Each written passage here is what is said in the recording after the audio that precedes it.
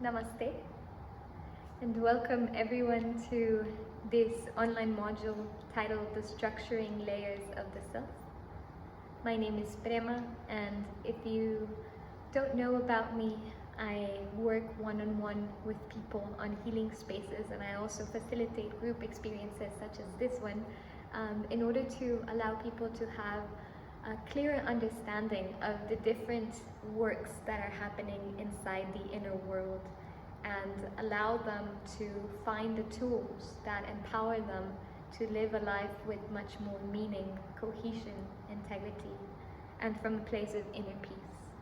And so this module is an invitation for you to find that clarity and to understand what's really happening internally in terms of where your drive is being directed. And many of us often find ourselves in a time of confusion, of thinking that we want something, but the minute we're going towards it, we decide that we want to veer attention elsewhere. Or we simply find ourselves doing something else. Fragmentation is a given in this day and age, and so this is why it is so important for us to cultivate internal clarity, because in a time of so much confusion, clarity allows us to find that golden thread of meaning and to live life with much more joie de vivre, joy of living. And the reason we go through all of these workshops is to, yes, to have understanding of the different structures that are going on inside our mind, inside our lives, within relationality with others, in our career, in our loving relationships, in our goals, but from a framework that allows an understanding that we are not just this body going through space and time. And this is why it is so important to have a large enough perspective that doesn't focus only on materialism, which is what the Western world has always emphasized. And so this is the beginning of our work. And I want to say that the art being used for the workshop is the Hilma Klint art. And this is these concentric circles surrounding each other. These are the structuring layers of our being, let's say. These are the layers that comprise our center. But to this center, there's a golden thread that goes. And that golden thread is what we tune into meditation. And in this workshop, you'll find also a meditation video that you can do before doing this module, or as you wish. But meditation is one of the tools that we use in order to find much more clarity and presence in our lives. So this workshop is titled, as you know, The Structuring Layers of Ourself, of our being.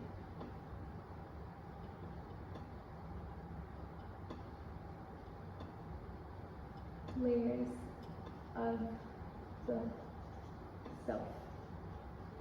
And let's begin with how we understand the self. As we were speaking before, we're not talking about only our bodies. Our bodies are our sacred vessel. But our self here, the self is used in the Jungian sense of the word self, which is a completely individuated and subjective experience of reality. And the self is, as we talk to, also in Advaita Vedanta, what is called the Atman.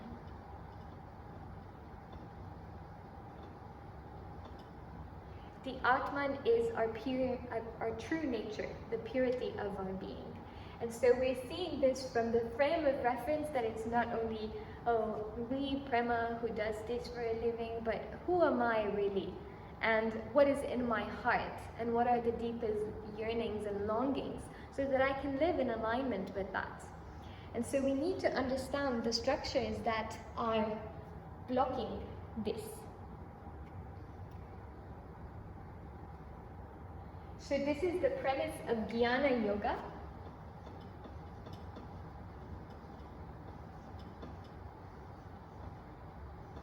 There's many limbs of yoga, and in my classes, how we understand the framework of yoga, and this is how I was taught in the ashram that I studied, is that Jnana Yoga is wisdom yoga. Jnana is knowledge.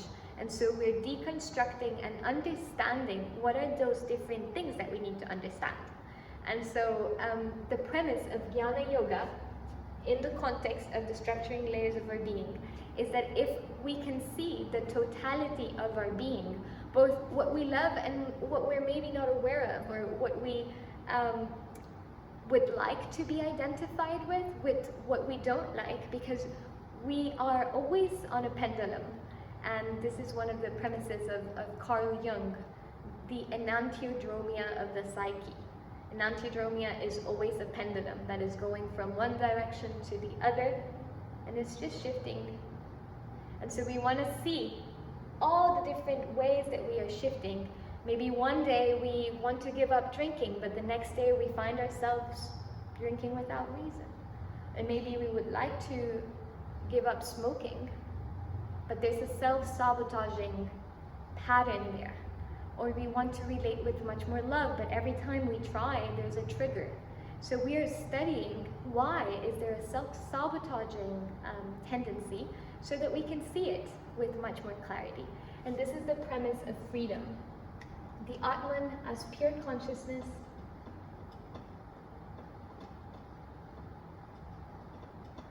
is free. And freedom is a quest of many lifetimes. Freedom is the quest that we all want to. Freedom is everything we want to feel. We try to feel freedom through our bodies. We try to find freedom by being in nature. We try to find freedom in many different ways, but freedom, from the understanding of Jnana Yoga, is to not be enslaved by these unconscious motives that are pulling us in one direction or the other. Freedom is the capacity to be free from our unconscious drives and has the sovereignty and the willpower to live a life clearly driven with meaning and with heart. And so I will be reading also from the Avadhuta Gita, which is one of my favorite poetry books on yoga philosophy. Here is a beautiful quote that speaks about that nature of the mind. O mind, why are you so deluded? Why do you run about like a frightened ghost? Become aware of the indivisible self. Be rid of attachment. Be happy and free. This is a quote from chapter 1 on verse 18 from the Song of the Avadhut. So why are we doing this? Which is the reason that we want to deconstruct all of this? Is because we want to be happy and we want to be free. It's not because we want to have a tangle, it's because we want to untangle. And maybe this information in the beginning will seem quite tangly, but once you begin to see with more clarity, and as life begins to unfold and you have awareness of what's going on, as I say, when you can see everything, you can have more freedom. So that's the invitation of this module. When you do the meditation, you're tapping into that pure awareness framework. The one God who shines within everything, who is formless like the cloudless sky, is the pure, stainless self of all. Without any doubt, that is who I am. This is verse 6 from chapter 1 of Song of the Avadhut. So when we go into meditation, or when we have that frame of reference that is completely pure and unstained and one with all, that's the nature of our pure awareness. That's who we truly are. This is our self.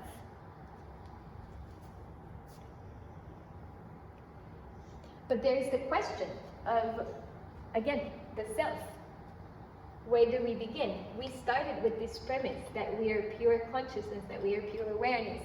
But many of us who speak English or that have been raised in this Western world, we weren't taught that we are pure consciousness, free.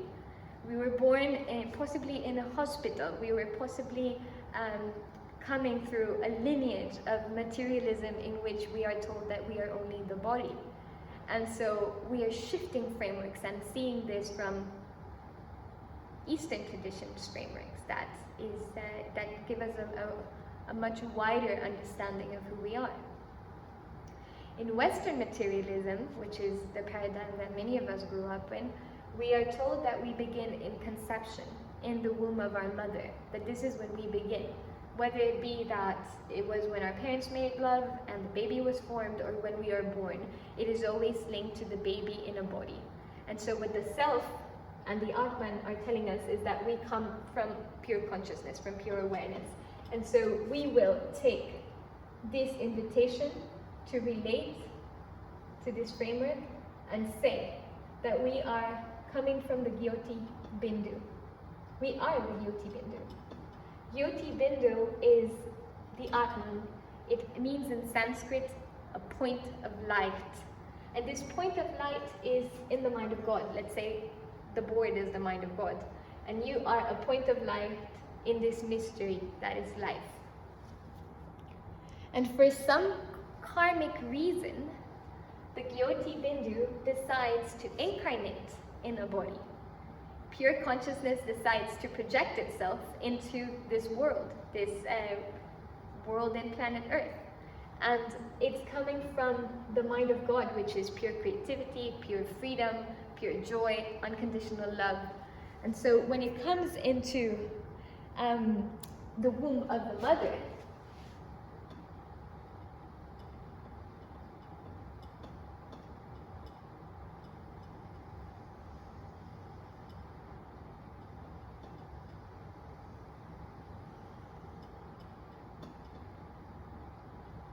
it begins to form an identity based on where it's placed itself. When it comes into the womb of the mother, because it is the soul coming from pure consciousness, it has gone through different lifetimes according to reincarnation. It comes from quite a journey coming from the mystery that we can't really describe onto planet Earth. And so imagine if you've had a day that's quite exhausting, and everything that you wanted to happen, happened, and everything that you wanted to avoid couldn't be helped. It was one of the most packed days of your entire life. All you want to do is come into your home, have everything be cleaned and organized and rest. And this is what the soul feels like when it comes to the womb of the mother. When we are coming from a different life into this life, what we want is a space to rest, a space of neutral peacefulness, so that we can process everything that has happened and come into this world anew. The thing is that the womb of the mother is not always this neutral, peaceful state. And this is not to blame anyone or make anybody feel guilty. It's just a reality, and we pass that down from generation to generation. So it can be that the womb was not a very peaceful space based on the physical conditions of the womb. Maybe your mother took birth control, maybe your mother had addictions, maybe your mother didn't have the best nourishment. All of this begins to create conditions in the womb that are not the perfect conditions for the baby. Also psychologically, having a baby is a tremendous step, and this can create different anxieties and feelings of guilt, shame, feelings of unworthiness, different feelings that the mother may have in the innocence of her heart. It has nothing to do with you as a soul. It's simply the nature of not being awake in this world and having the natural fears that will come. Energetically, when the baby comes into the womb, it will begin to sense everything that the mother is feeling. And so even though it may not be in language, it could be, but even if it may not be, there's an energetic sense of doubt. And this begins to create guilt and shame within the consciousness. And the baby may not be able to say, oh, my mother said that she's insecure. But there's an energetic, vibrational frequency that we can all tap into when we're very sensitive. And the baby is coming from that sensitive space. And so it's going to be highly receptive to all of the different feelings that are in the field. And this is why it is so important that the baby be taken into a space of neutrality, of rest, of welcoming. And maybe we had it for some periods of time, maybe we had it completely. It all depends on our karma. But it's important that we understand that it goes through this first rite of passage so that we can begin to see why it is a structure that conditions us. So when consciousness comes into the womb of the mother, and there is nobody telling it that it's the Gyoti Bindu and reminding it, it begins to form its identity based on what the others are telling one to be or to not be. But because nobody is reminding one that one is pure consciousness, one begins to form identities that are not that, but also one begins to forget. So when we are born into the world, whether it be on a hospital, which also is not a neutral space, we're quite invaded by it, and all of that energetically begins to cripple our spaciousness and our love and our creative intelligence, which we bring from the Gyoti Bindu. But when we are born and we're taken into the arms of our caretakers, usually the transmission that comes from the gaze, whether it be of the parents or the people around the room, is not connected to pure awareness. It's a gaze based on our own desires and our own projections towards the baby. Maybe the mom is thinking about all the beautiful memories they're going to create when this baby grows up. Oh, my beautiful ballerina. That's just a generic example. But there's projections, naturally. The human being is a projecting machine. There's always going to be projections. Again, nobody is judging anybody. We're just making clear something that is already true. And so the baby, because it is in this helpless world, it cannot even speak. It doesn't understand anything. It identifies with the gaze. And it says, obviously not in language, but energetically, I am going to forget that I am pure awareness, and I'm going to identify with what they're telling me to be. So consciousness chooses to identify with form and forgets that it is pure awareness. And it represses the fact that it's coming from God consciousness, and that it's pure freedom and love and joy and creativity, and it has access to all the intelligence that it wants. So this repression is a major one. It's the major repression of our lives, forgetting who we are, forgetting where we come from, forgetting what we're meant to do in this world.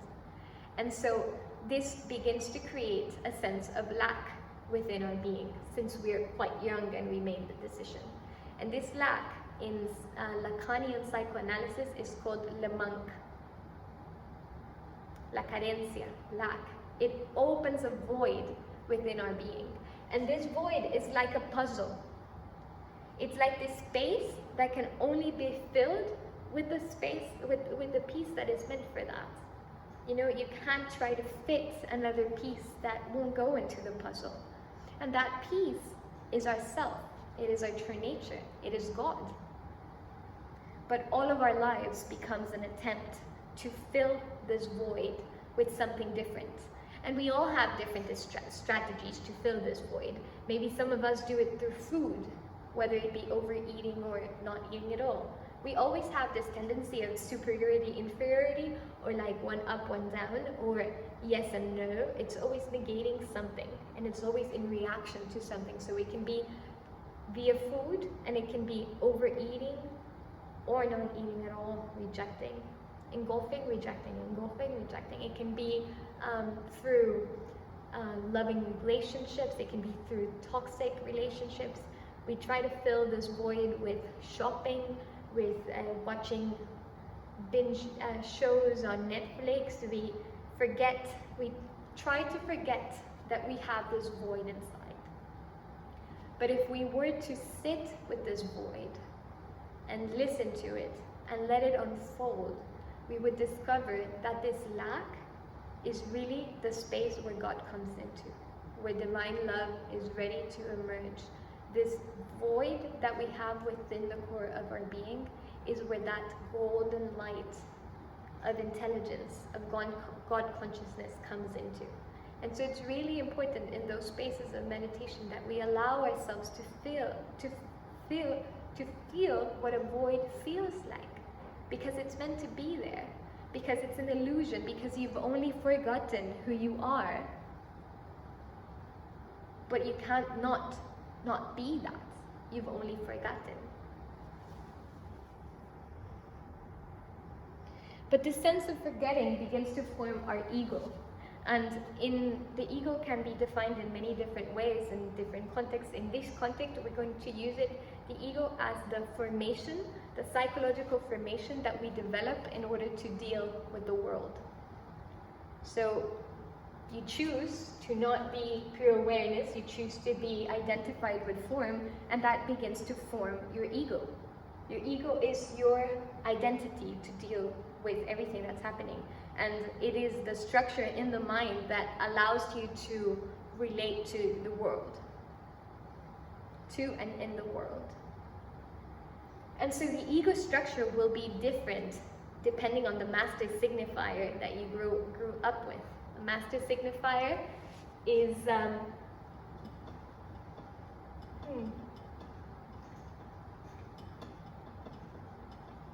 will get another pilot. One moment, please.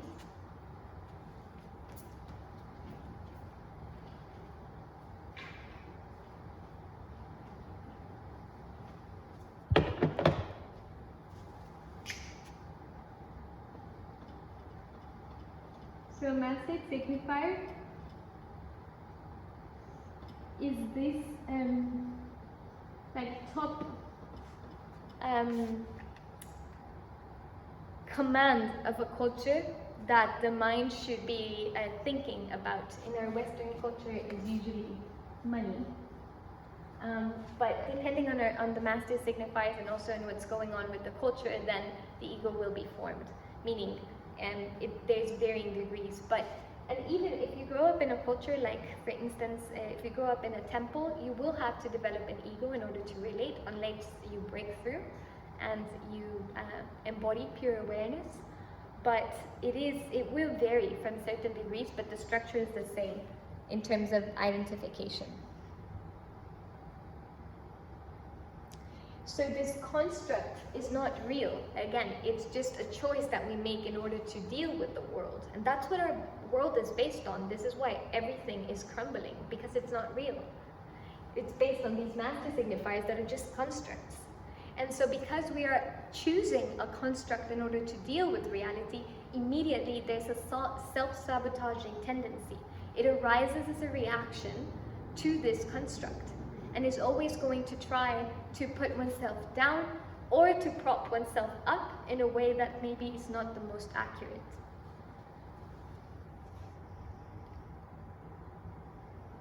So the ego is formed, again, in response to everything that's happening. And I keep on talking about the same ego formation, but it's really important to understand for us that it arises as a natural response to the chaos that is happening around us. So think about when you were growing up, maybe you're 4, 5, and there's different people maybe in your house. There's rules to follow. Maybe there's stress about a particular situation.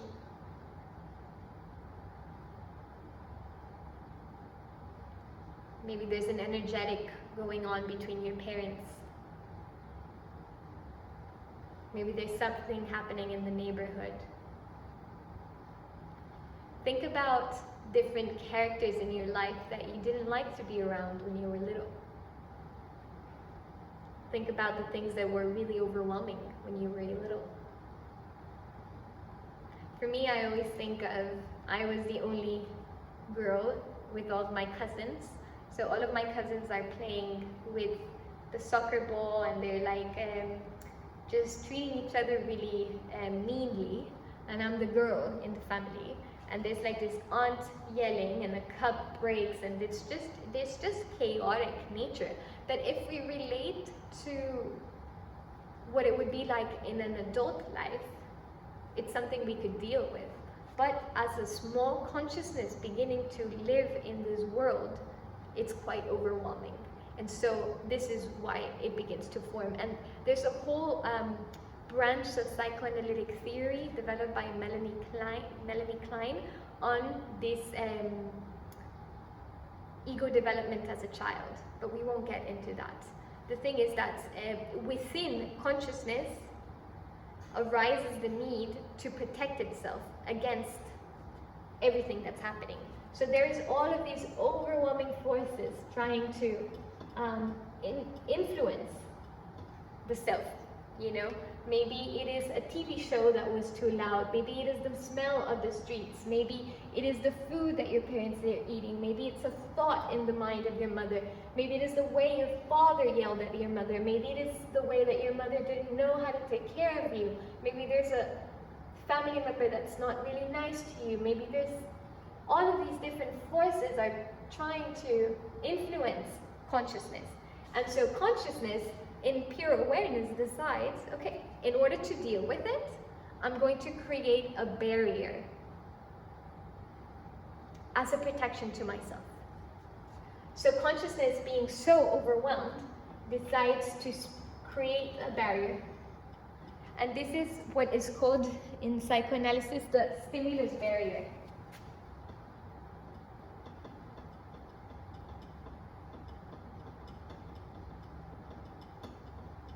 The stimulus barrier.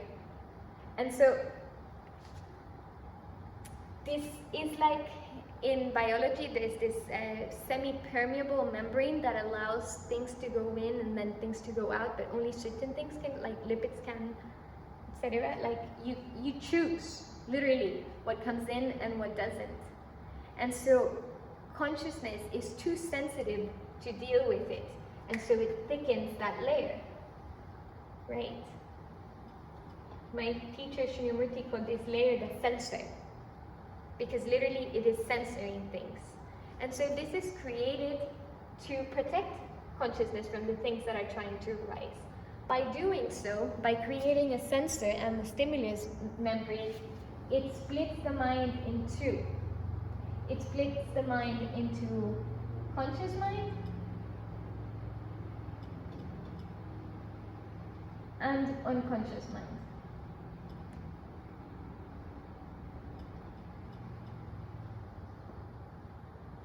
And so this is how we begin to view reality, splitting. This split is called, in Sanskrit, satarihu. Satarihu. It means split mind. And so what happens is that there are things that can be known and there are things that can't be known. But the things that can't be known, it's not like we forget about them. It's not like, oh yeah, I'm just gonna forget about it.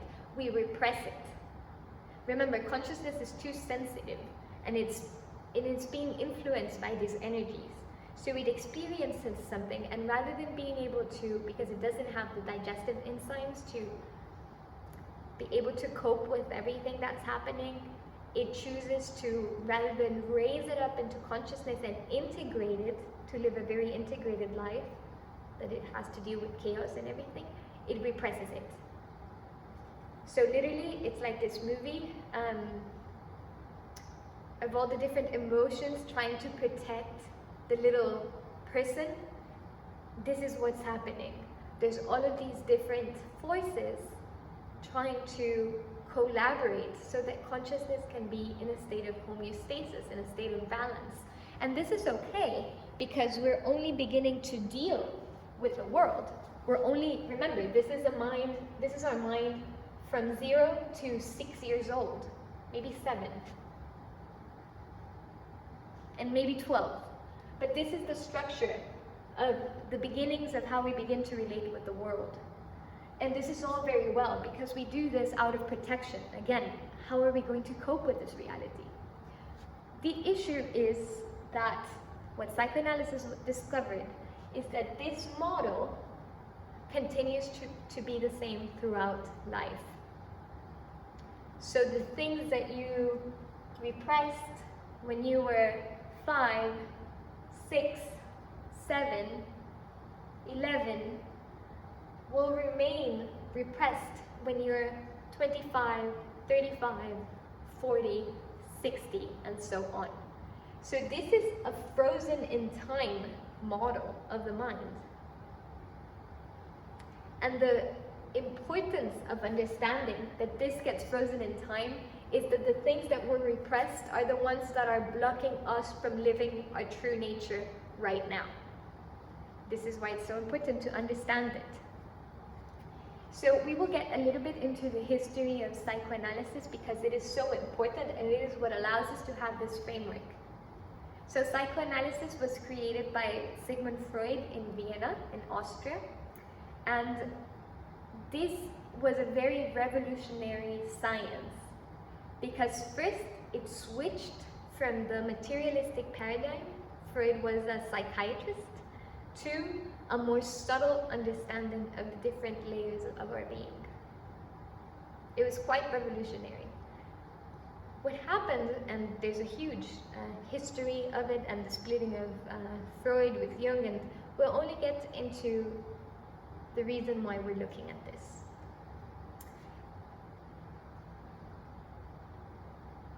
Psychoanalysis began as Freud had these women, mostly women patients, come in with symptoms in their body.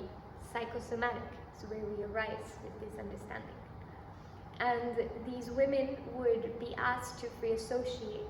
It's a technique in psychoanalysis in which you begin to speak and allow whatever comes to mind to be spoken in association with the symptom that you may have, or not. And the analyst will help you to associate different things. And he began to see that there were little snippets frozen in time in the minds of these women.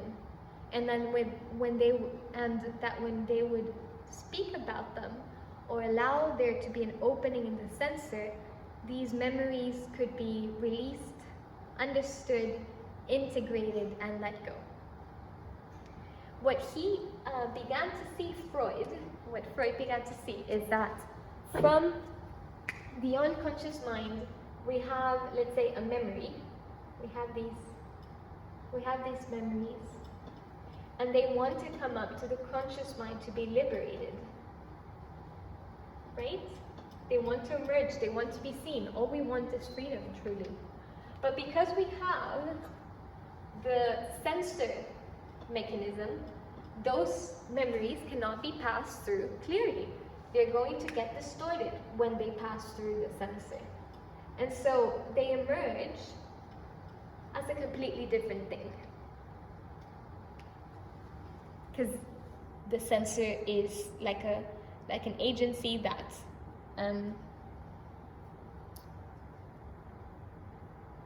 doesn't allow information to come truly. And why? Again, why does it distort it? Because the sensor, again, was created when we were really little to deal with the overwhelming forces that were coming at us. And so the sensor still, in its own intelligence that was created from the mind of a little boy or a girl, is like, oh my God, this memory is coming up. I can't deal with it. Distort it. Prema can't deal with this memory. Let's distort it so she is protected. And it distorts these memories rather than very oriented mind can say okay, she's grown up, now she can deal with this memory. But no, it distorts it. And so the way that we can decode these codes, and Lacan did a huge work on the unconscious as language as code. And so these memories need to be decoded. They're written like codes. It's difficult to understand what they mean.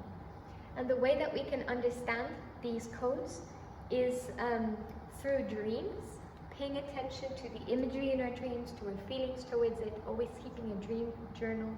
Also through karma, when different situations arise or arguments with others, karmic can be the loss of something, the loss of an opportunity. Karma can be, even the slamming of a door is something to pay attention to. And also really important are symptoms. Our psychosomatic symptoms are there for us to decode and understand what is really going on in ourselves. What are we still trying to protect against?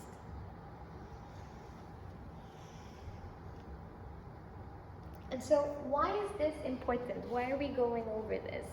It's because we want much more freedom that we have.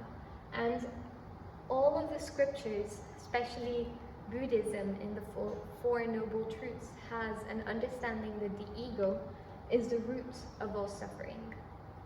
And so we want to be able to clear the mind so that we can be, again, in pure awareness. Because if we are able to be in pure awareness, anything that comes into our field can be metabolized and processed, and it would lead us back into the nature of the self. So let's say if the whole board is the self, when we remove and we purify, we can be again at one. In fact, there wouldn't be any, we shouldn't have done this. they shouldn't have been, we would be again the Gyoti Bindu and the Atman. Because that is what we are. We are truth, we are goodness, we are love.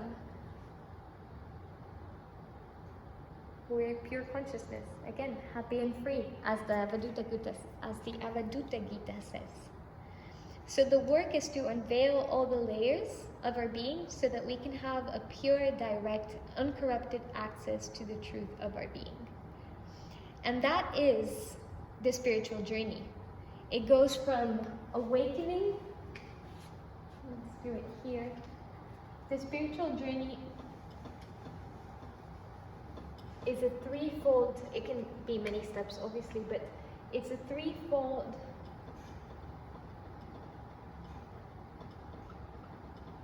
journey from awakening. And awakening is becoming aware. Awakening is not being asleep anymore, seeing that this is what is happening, having that insight. Illumination. Illumination is bringing light into what was before dark, where it couldn't be seen. So all of these structures that we're going to begin to see after this phase, that is bringing the light of awareness into where before it was dark. And the final stage is liberation. And this is the ancient yogic formula to live life with much more love. Liberation is becoming free despite whatever circumstances may be happening, may be going on. So let's recap here.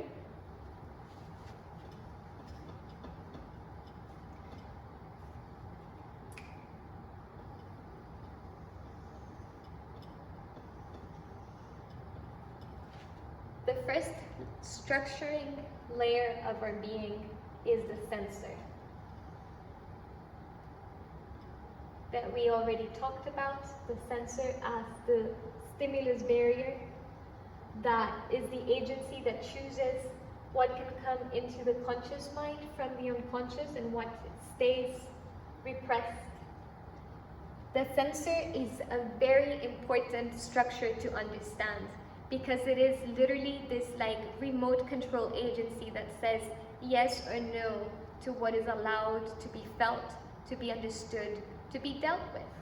And the sensor always wants to be in homeostasis. It always wants consciousness to be in this streamlined, not disturbed, because remember, it is based on when consciousness was a baby. So it feels like consciousness cannot deal with the overwhelming forces of life. But the truth is that in order to grow, we have to open space and deal with resilience and face whatever arises. So this sensor is what structures us, because it keeps the mind split and it keeps the unconscious locked. And so it's really useful when we're taking a look at the unconscious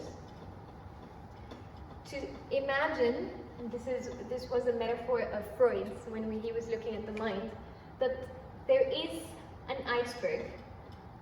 Sensor is the water level, and you have this conscious mind here. This is the conscious mind. It says it is happy, it is sometimes sad, but it has these ideas of who it is, you know? This is what it presents to the world, this is what it thinks it is. But underneath the sensor, underneath the water level, to use Freud's metaphor, there's this huge block of ice. So if we think about an iceberg, where do you think the power is at? At the tip of the iceberg, with all these feelings that we think we have, all these ideas of who we think we are? Like, oh, I'm Prema, I do spiritual teachings, I work as a meditation teacher, I facilitate healing experiences, I love nature, I live in blue spirit, I drive this white car. All of these ideas, little ideas of who we are, block us from, or like, these are what we think we are, but really underneath the sensor, there's all of these block of ice that we need to deal with in order to be happy, truly happy. Not this like, but really true happiness. So what we're looking at is what is underneath the sensor. So again, it structures us because it divides the mind, and that by its own very nature is self-sabotaging because it's blocking information to go into the conscious mind. And because it has this limited belief, limited action, it's also blocking what is bad, like something that may seem overwhelming, but it's also blocking our possibility to experience more love, more joy, more knowledge, because it's continually trying to keep the mind in a level that it doesn't have to do much effort and that it is protected. But how can there be growth if the sensor is always trying to repress everything? So it's self-sabotaging because of that. And we want to depotentiate the sensor, meaning we want to be able to remember our dreams. We want to be able to relate to our guides with openness so that we can begin to open space in the sensor and allow more light to come in to our conscious mind. What happens though is that when we begin to do this work of depotentiating the sensor and allowing more information to come up, there's painful things here. There's painful things here that we'll have to deal with, right? We'll have to feel pain. We'll have to feel sadness from a space of clarity, from a space of love. And this is why it's so important to have this in a spiritual framework, because it's not only because we want to think more clearly, but because we want to open our hearts more.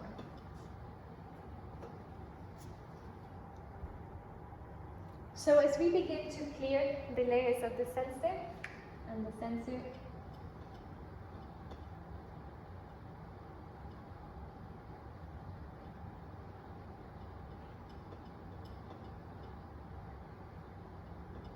sensor-stimulus barrier is the first structuring layer.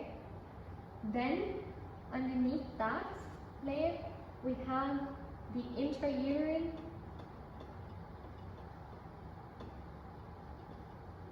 subconscious.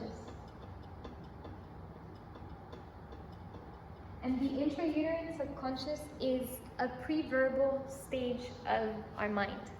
It's not necessarily in language. This is what we were speaking in the beginning. It's an energetic sensing of what is happening in my environment and what are people feeling towards me. And it's not only what was directly passed on to me, but also how I interpreted. You know, maybe our mother was too stressed and we sense that she didn't love us. And we interpret that, and that creates a conditioning. So what we are working with the intrauterine subconscious is opening more space so that we can have much more love and compassion. In the intrauterine subconscious is where we encounter the desires to obliterate consciousness. It's where we overdrink, where we do a lot of drugs, where we try to obliterate responsibility from our consciousness, because we always want to get back to the womb from a pre-verbal standpoint. And it's always trying to create that scenario of what it felt like to be in the womb of the mother. And this is really interesting because it's impossible to get into the womb of the mother. Like, it's not like you're going to try to crawl up your mother's legs to be that. That's not what I'm saying. But psychologically, there is a desire to disappear into the womb of the mother. And it is not a disappearing as what I did when I erased the whiteboard and we had all these space for open awareness. It's a disappearing into the obliteration of consciousness. And this limits our freedom and our capacity to live life. If we're always trying to get back into a state in which we're dependent on the other's feelings towards us, then it can be quite self-depleting. One example of this is in the womb of the mother. Let's say that this example I have is, there was a huge house that was going to be built, and this woman was dedicating a large portion of her budget toward building the kitchen patio. She wanted this really big kitchen patio and spend a lot of budget in it. When she began to do work, she began to see that the reason why she wanted this big enough, this huge patio, was because in a prior conversation she had realized through speaking with her mother that when she was born in the house of this millionaire friend that had a huge patio, and when her water broke and she was going to be born, everybody was so happy and so thrilled, and there was this idea of this huge patio, and therefore she always wanted to have a huge patio because that was the moment that she would feel at oneness with her mother. Does that make sense?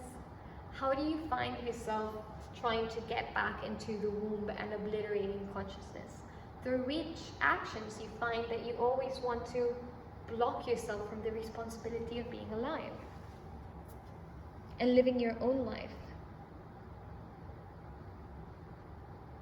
Another aspect of the intrauterine subconscious, or an example, is if your parents had this idea that you were going to be a particular gender because the ultrasound said that you were going to be a girl. And so your parents began to create this illusion that you would be an amazing, beautiful girl, and then you're a boy, or vice versa, right? And so this creates a sense of always being a failure, always not being good enough, even though that has nothing to do with who you are. Absolutely, you're more than welcomed as you're pure consciousness, you are loved. But energetically, there's a sense of there's always something wrong. Next, we have the personal subconscious.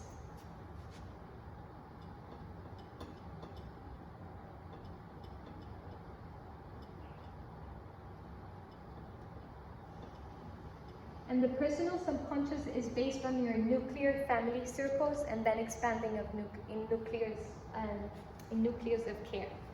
It's really important that we understand that this is personal subconscious. So even if you had an identical twin and you both received the same amount of food every day and the same amount of milk and the same amounts of clothing, and you both were given exactly the same thing, measured cup by cup, you will still have a completely different personal subconscious, because it is not only what you are given as a child, but how you choose to interpret it. And that's beautiful, because you have literally, like, your pure consciousness, pure awareness, incarnated into this world. You have thoughts of what your mother wants you to be coming towards you.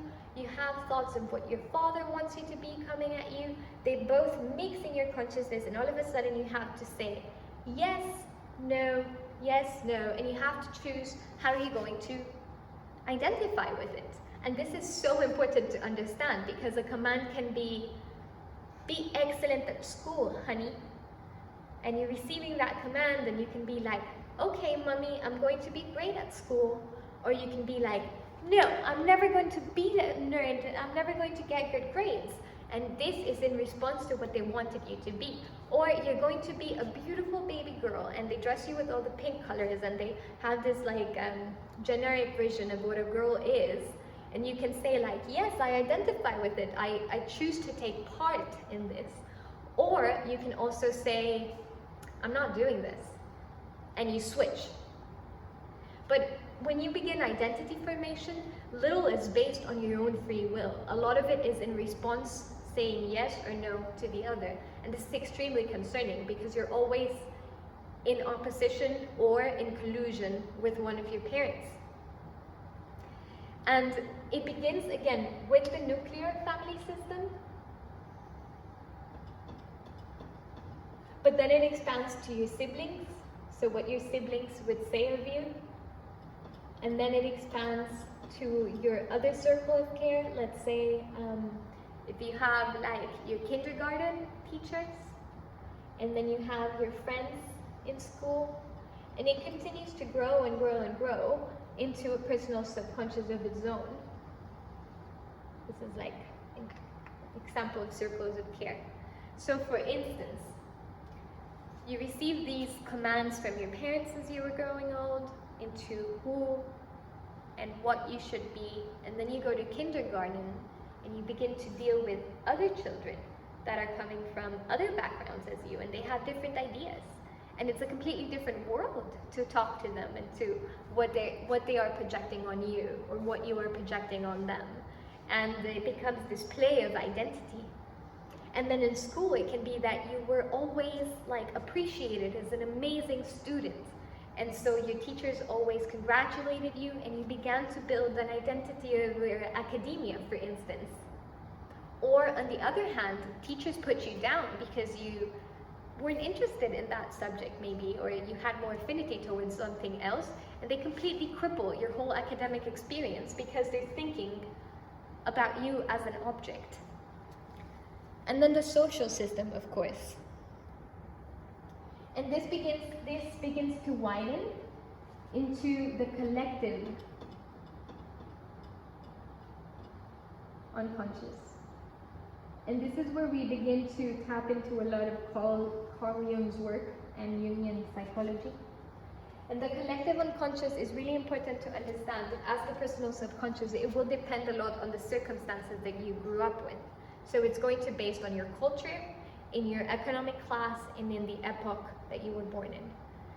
So the media, or the collective source of information, will determine the values that come in here. So these will be the fantasies that dictate which are the mandates or which are the commands that you have to follow as a member of a society, as a citizen, as a worker, as a member of a particular collective.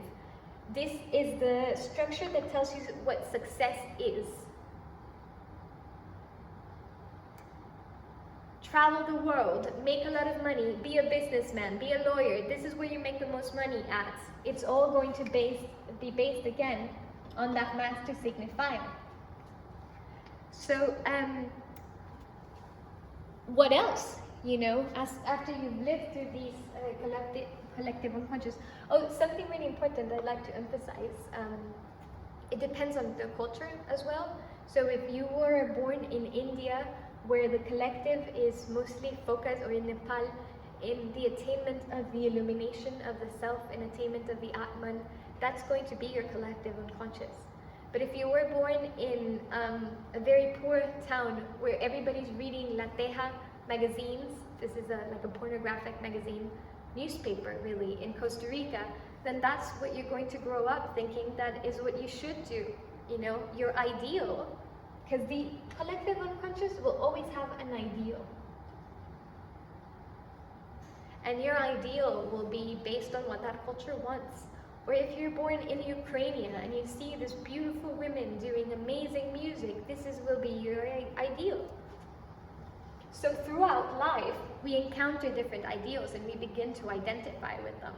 So for instance, I had all of these academic, capitalistic commands, and yet within me, when I met Srinivamurti, my teacher, and I decided I wanted to follow a path of the heart and become a yogini, and I became a nun, and like this was the ideal because it was in the collective unconscious. I was born Catholic, and so that's a huge influence as well, of like renunciation and everything.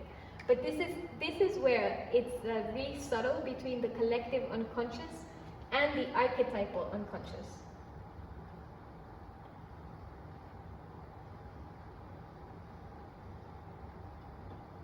So the archetypal unconscious, again, is based on Carl Jung's work of understanding this more mythical, subtle, and energetic, metaphysical aspect of our being. If you haven't heard about archetypes, don't get too lost in what each of them, which types they are, or archetypes really are ideas in the mind of God. And now there's tarot cards with archetypal figures, and it's a beautiful world of symbolic meaning. But within each of our hearts, we have archetypes that are alive. Why, again? Because we come from the mind of God. All of this is alive. We are creative intelligence, and this is in our being. The archetypal unconscious, even though we have it repressed, and we have to go through this layer and this layer to access it, it's alive in us. So archetypes, as we are channels, as I was saying, our body is our vessel. We are channels for this divine energy to come into the world. We are designed to be bringers of divine intelligence, radiance, beauty into this world.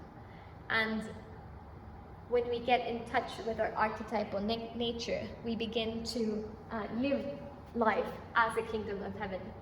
So if we do a small exercise here, a short exercise, you can close your eyes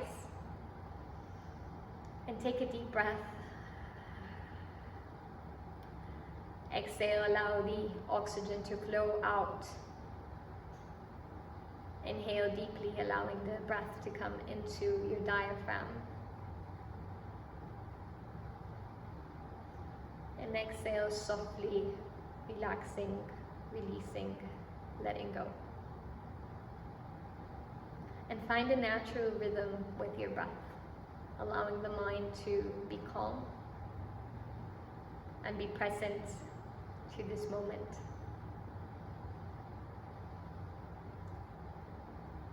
You have a divine role. You are pure awareness in this world, coming to manifest something of the mind of God. Think to yourself, what is sacred to you? What is meaningful to you? What is your passion? What lights you on fire and makes you want to create from a place of love and care and integrity? With each breath, go deeper into the threads of your heart,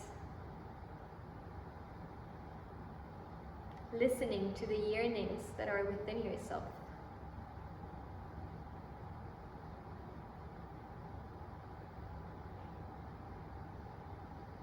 And gently you can open your eyes.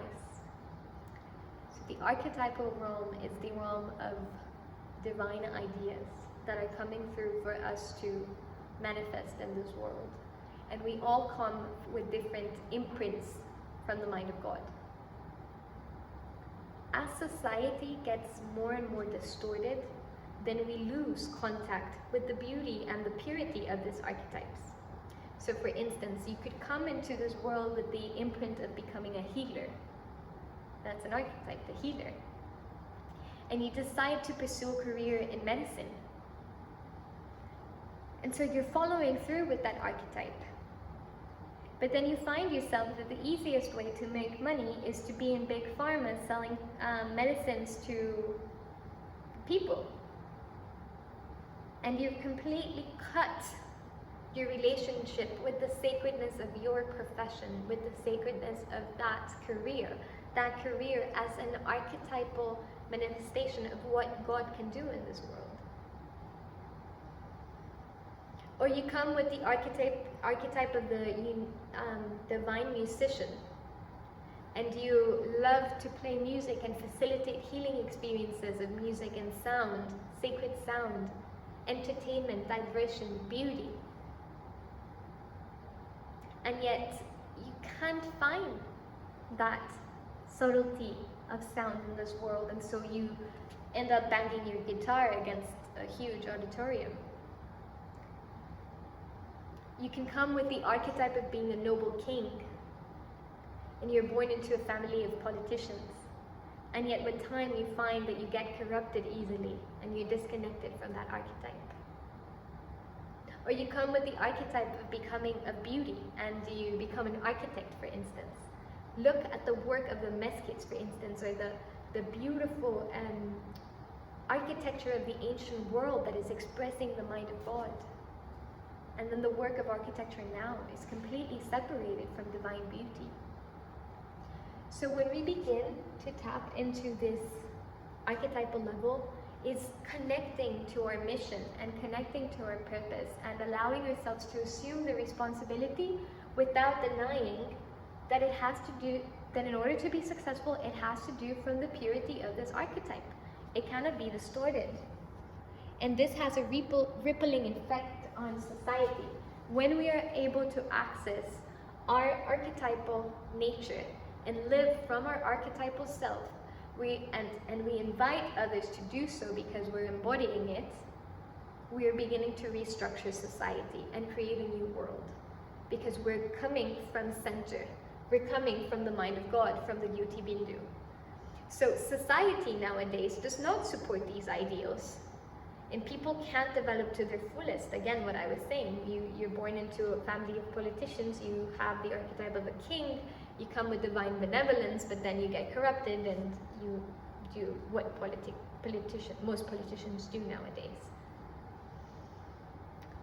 So how would our world look like if we all lived from this archetypal nature and we had the spirit of service activated and alive, if we knew the sacredness of the art of our professions?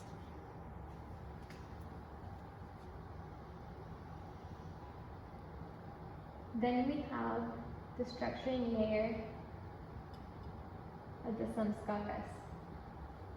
And samskaras are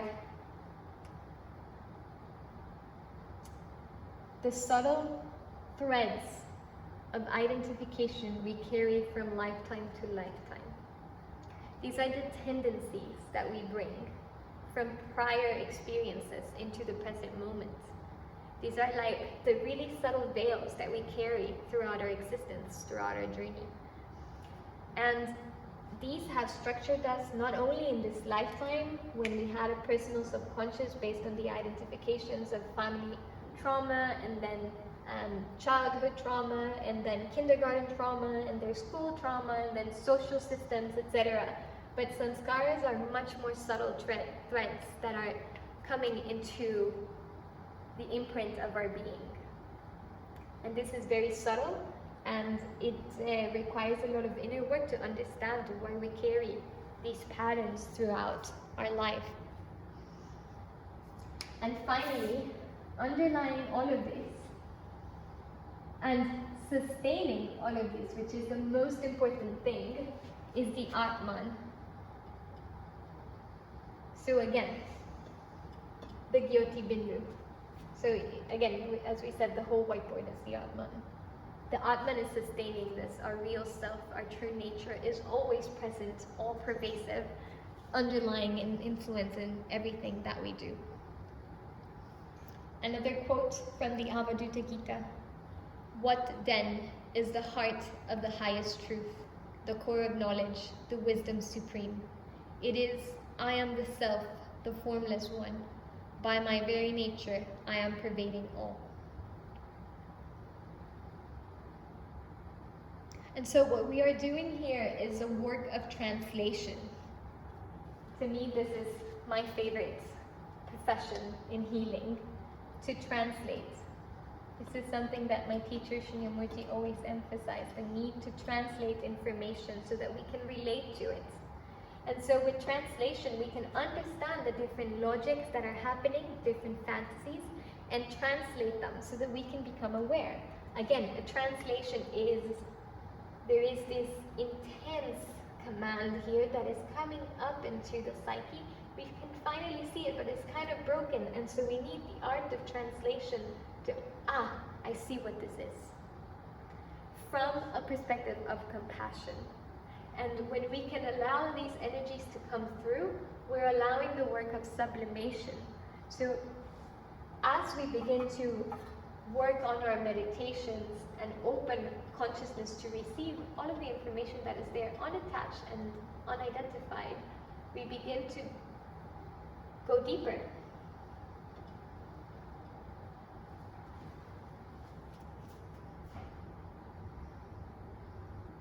And the toolkit that we have to do this, again, is through the interpretation of, I'm going to switch whiteboard marker, through the interpretation of karma, different life events that happen that we need to pay attention to, that are showing us how can we be more aligned, what we need to purify, what we need to see, dreams, first dreams, then karma,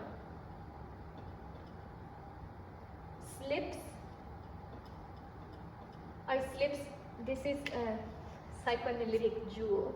Sometimes we're talking, and we're talking, and we're talking, and we say a word that we didn't really have in mind. That's a slip. It's called the Freudian slip. And what it helps us is to pay attention to what is really going on there. I had a client that had this is a really beautiful example, quite more on the Atman site, but she had always in her mind, throughout a week, we had started doing our healing work. And throughout this week, she would see all the vegetables and fruits, and she would be like, in Spanish, zanahoria. Like, can I get a zanahoria? Can I get a zanahoria? Can I get a zanahoria? Is that a zanahoria? That's carrot in Spanish. And when we analyzed this, what we came to the understanding was that it was sana ahora, which means heal now. So that's a very good slip to have. But it can be all sorts of slips. Anger slips, rage slips, it can be sexual slips, it can be anything that is showing us where our true unconscious is at. Another way that we can begin to have the clarity is through meditation.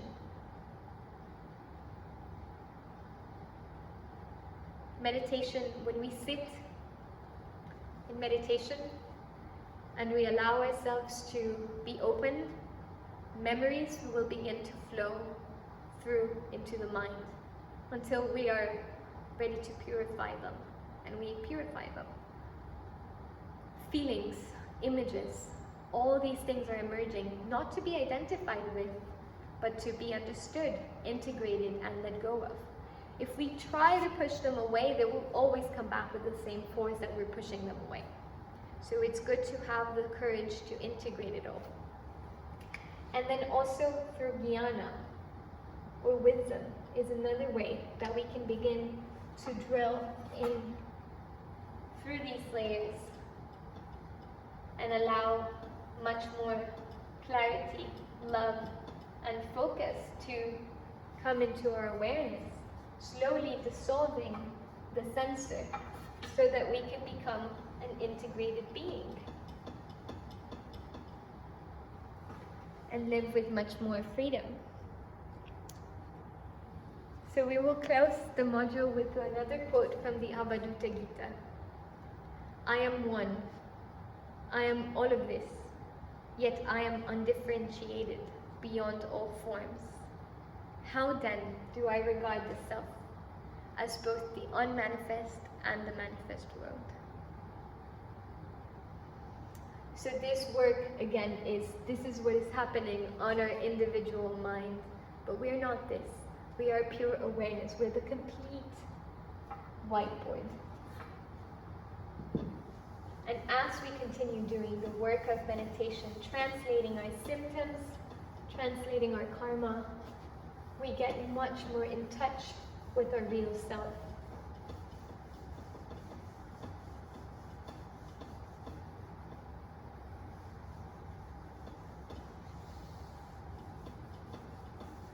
Again, this information may seem too overwhelming, or it may trigger up different feelings, memories, ideas. Remember, it's not overwhelming anymore. We have the capacity to deal with these voices from an adult mindset, and we're able to direct our willpower so that we can truly experience the self as Atman, and we can live with much more vibrancy and focus, and relate with each other with much more authenticity, not based on our unconscious mind, but on the freedom of the self that is always spontaneous. It's always ready to deal with whatever nature presents. So this is the initial part of the module. We will see each other later with more questions that you can answer on your free time, and continue doing the work of cleaning up. I hope this was useful for you, and if you have any questions during this period of time, please get the questions to me. I'd love to hear from you. Especially I want to know if you relate to any of this, and it was a joy to have you on this workshop. Namaste.